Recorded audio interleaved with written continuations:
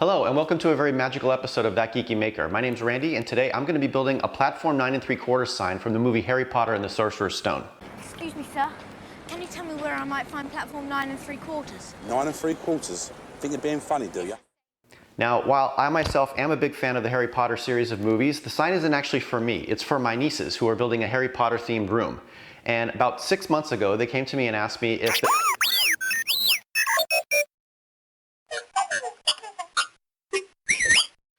Yes, well, where would we be without your internal chronometer? Right. Okay, fine. A year and a half ago. Well, I don't want to be a deadbeat uncle who doesn't keep his promises. Thanks. I guess I better start building then. Wingardium Leviosa. Trying to make the wood float over to me.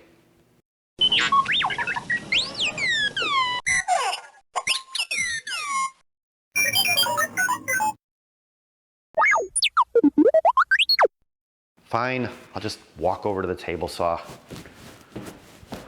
Okay, so the first thing that I did was to actually download a picture of the sign that I'm going to be making.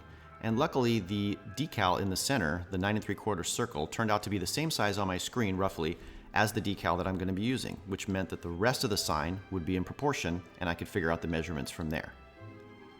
And then I went ahead and cut the main part of the sign out on the table saw.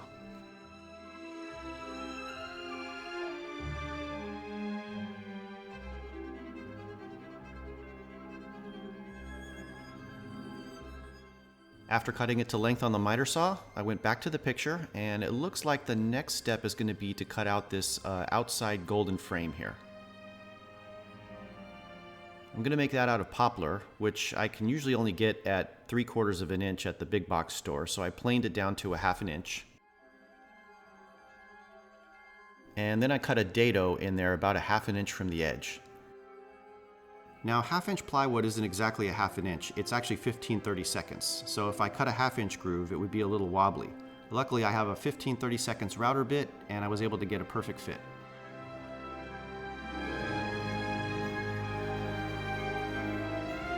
The sign is going to be double-sided, so I cut off the excess wood so the frame would be the same size on both sides. And then I started cutting the miters.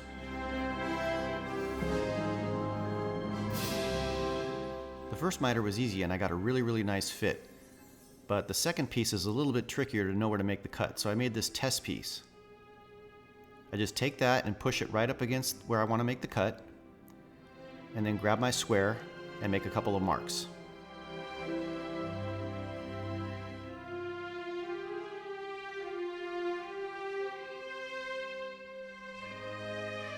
This way I know exactly where to put the blade to make the cut.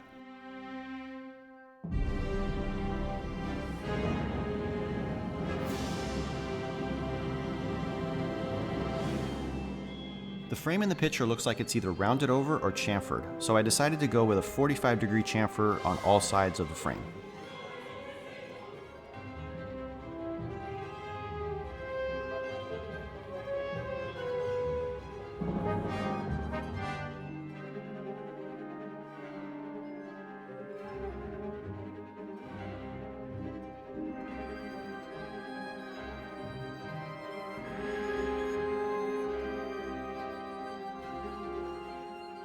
Now that all the pieces are cut, it's time to glue it all together. Axio wood glue. Whoa.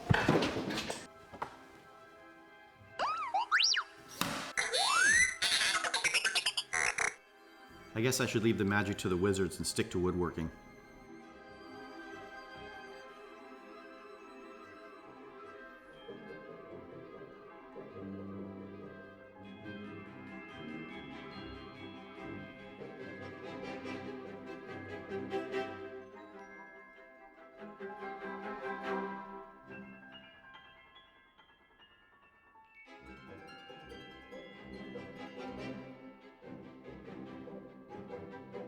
So let's go back to our reference photo and you'll notice that right here inside of the frame there's a small detail. I'm going to be making that next.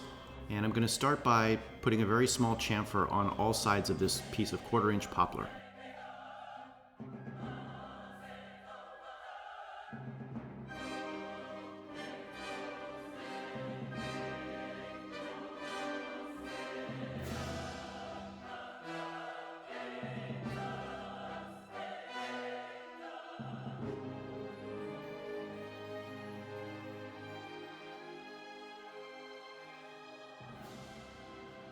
For safety reasons, I'd rather not cut such a small strip in between the fence and the blade, so I'm going to be cutting off the strip on the opposite side like this.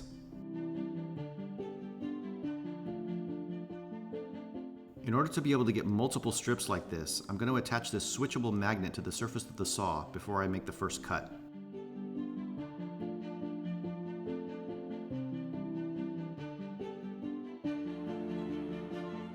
Now I can run the first piece through.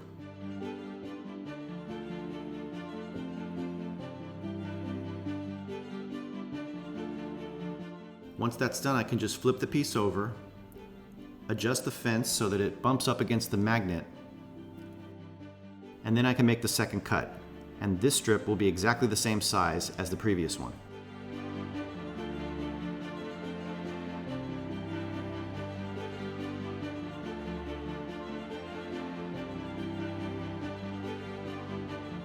To cut the miters on these tiny little strips, I'm using a small miter box and razor saw. If I tried to make this cut on the large miter saw, there's a possibility that the blade would grab the piece and break it.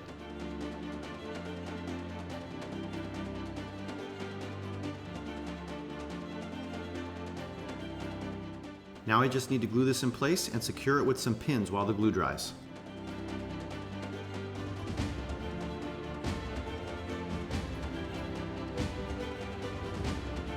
Once the glue dried and I sanded everything down, it was time to start the painting process with a few coats of filler primer.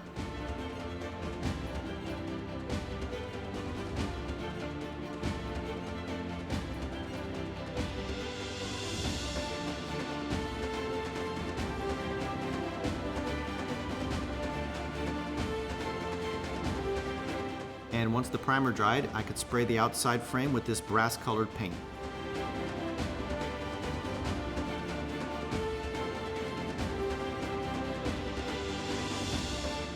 Once that dried, I masked it off and I painted the interior part red.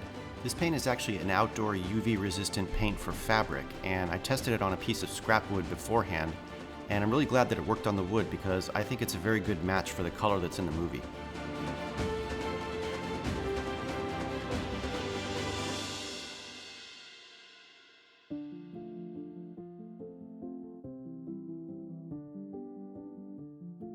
It looks like a little bit of the red paint leaked under the masking. I can touch that up. Now it's time to apply the 9 3/4 decal. I put a piece of masking tape in the middle of the sign to make sure that I had it centered, and a piece of plastic to provide the right spacing.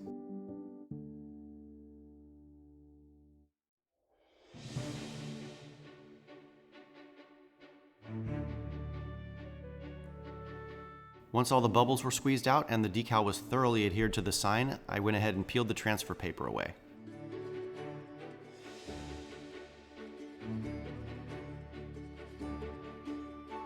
For the Hogwarts logo, I couldn't find a clear decal, so I'm using this regular sticker.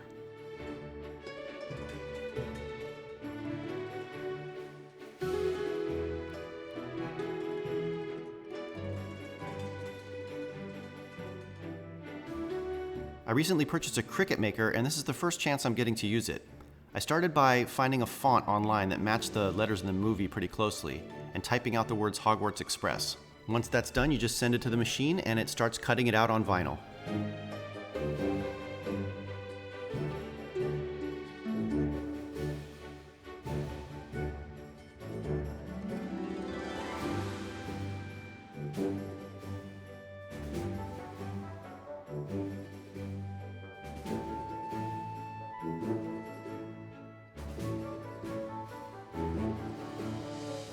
Now here's the tricky part. Once the machine is done cutting, you have to do a process called weeding, where you pull away the extra vinyl that you don't need. This took a little bit of practice. You have to go really carefully so you don't accidentally pull away the parts that you do need.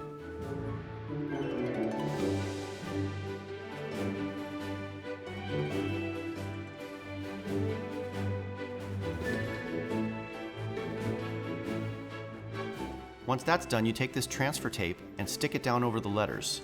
Then you can peel them away and stick them wherever you want.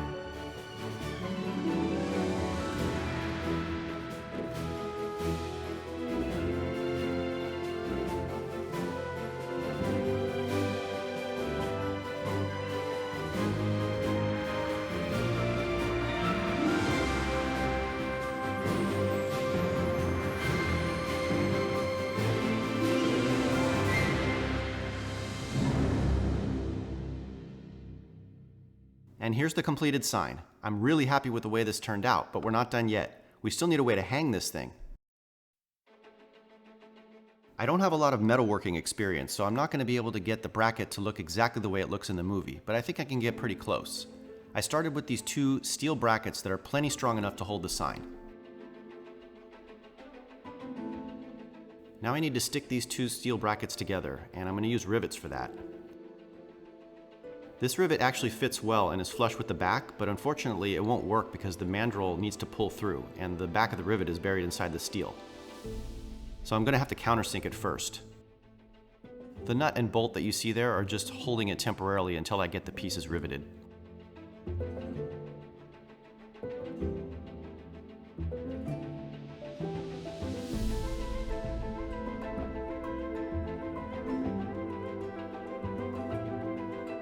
With that extra steel dug away, you can see here that it's flush, and I have enough aluminum to pull the mandrel through. If I didn't do that, the mandrel would just break.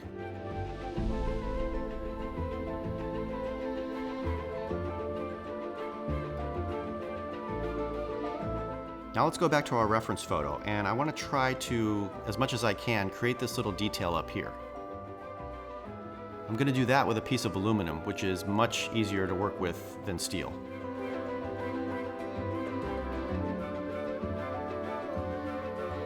Unfortunately, I don't have a metalworking vise set up in my new shop yet, so this woodworking vise is going to have to do.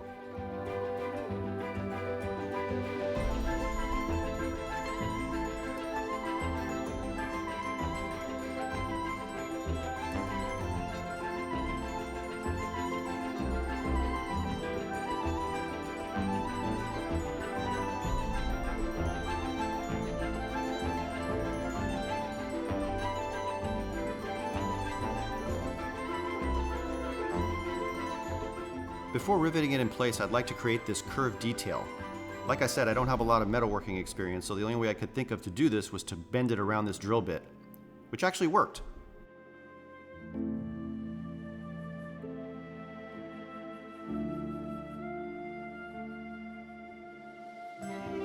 Luckily, you can cut aluminum on the bandsaw quite easily.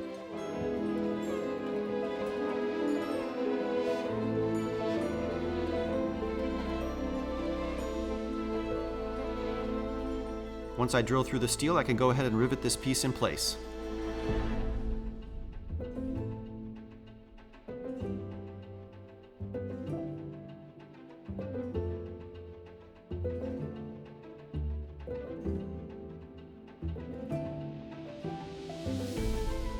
And the final step is to give the entire thing a coat of black paint.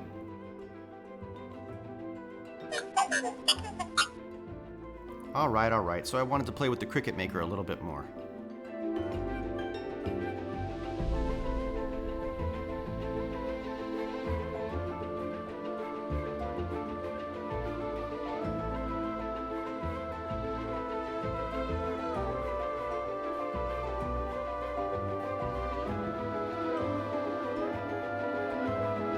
And now I just need to attach the bracket to the sign and this project will be complete.